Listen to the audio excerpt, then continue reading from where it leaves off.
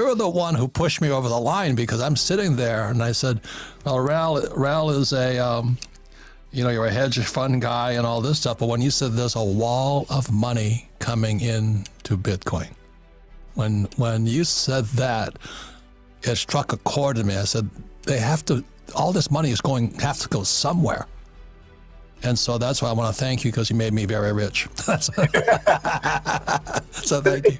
It's exactly that. I mean, I'm very lucky because I sit in the middle of, a big public audience, but also I'm at the core of the financial system. I know kind of everybody involved. Right. Everybody is doing their due diligence on trying to set this up. It's easy for you and I to buy Bitcoin. We just set up a wallet and transfer some money. But for an institution, it's actually difficult.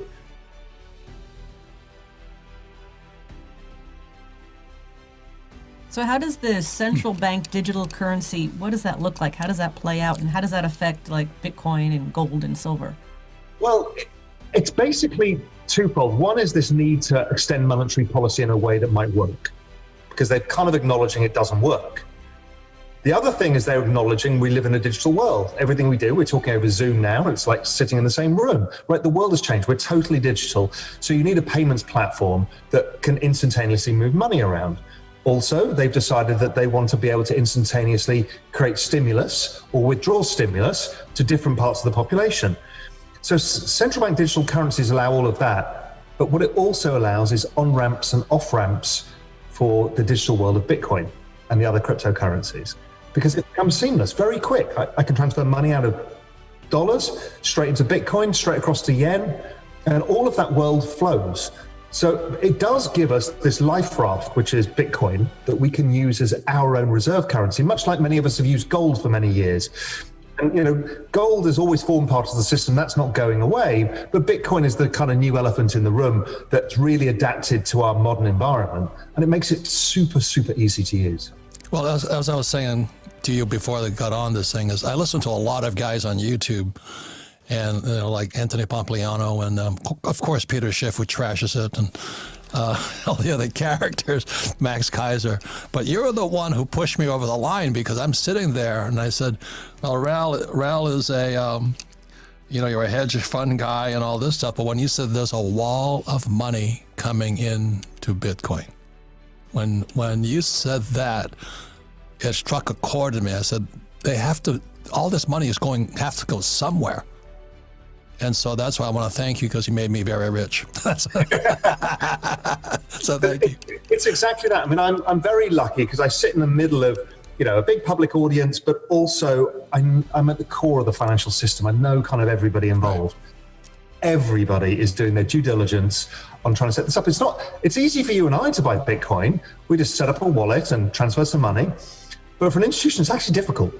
Because how do you account for it? It's a bearer asset, which nobody's used to. And also for accounting systems and audit functions, really difficult. But that's all being solved right now. There's a bunch of companies doing that.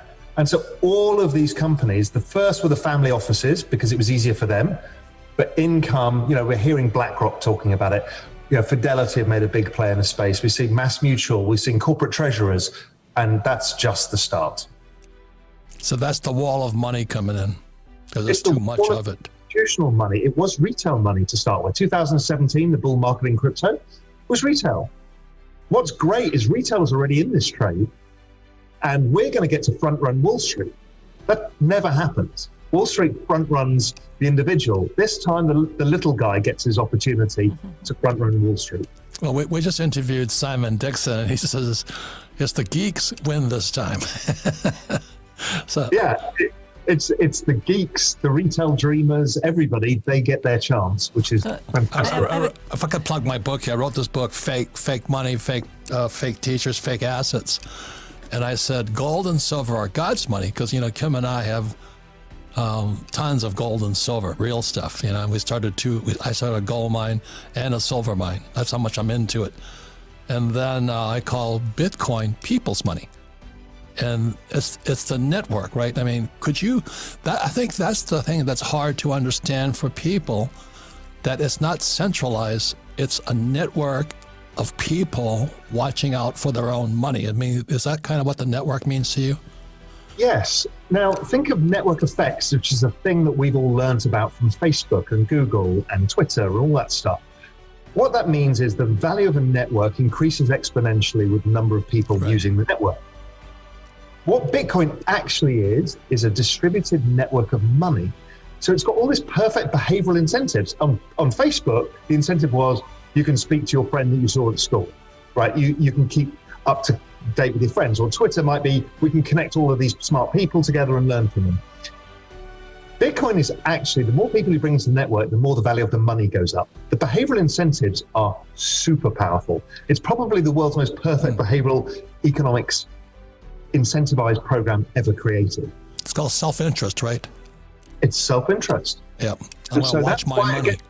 That's why it gets this religious fervor around it, because people realize the more people you convert to your cryptocurrency, the more value it has.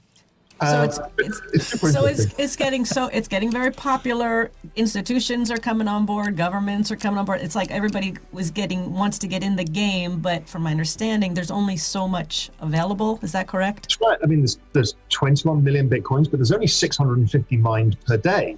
Now, right now, PayPal and Square alone, who have it on their apps, take all of the daily supply. Oh, so yeah, and then we've got the Grayscale trust, and then we've got these institutions trying to get in, and the retail guys adding to their trades and getting in. So there's no supply. It's a crazy situation where there's literally no supply. So how does a sell-off? We had a big sell-off the last couple of days. So January 13th to 15th. What is that? That was just leverage traders getting stopped out of positions, because a lot of people use a lot of leverage in this space because everyone wants to make super amounts of money.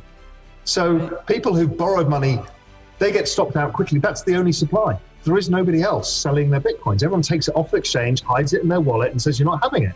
Much like we all do with gold. We stick it in a gold vault and hide it. So how do you buy it? So you buy it via, one of the big exchanges, whether it's Coinbase or Gemini or whoever. You transfer money from your bank account. You do your KYC as you would with a brokerage account or you would with a gold account. Same thing. It's not that complicated. And you just buy it. And then you decide to store it on the exchange, which in the past has been problematic because money has been stolen from exchanges. Or you can keep it in a hard wallet where you kind of own the keys and and you're the only person who can get into it. And those are the two methods.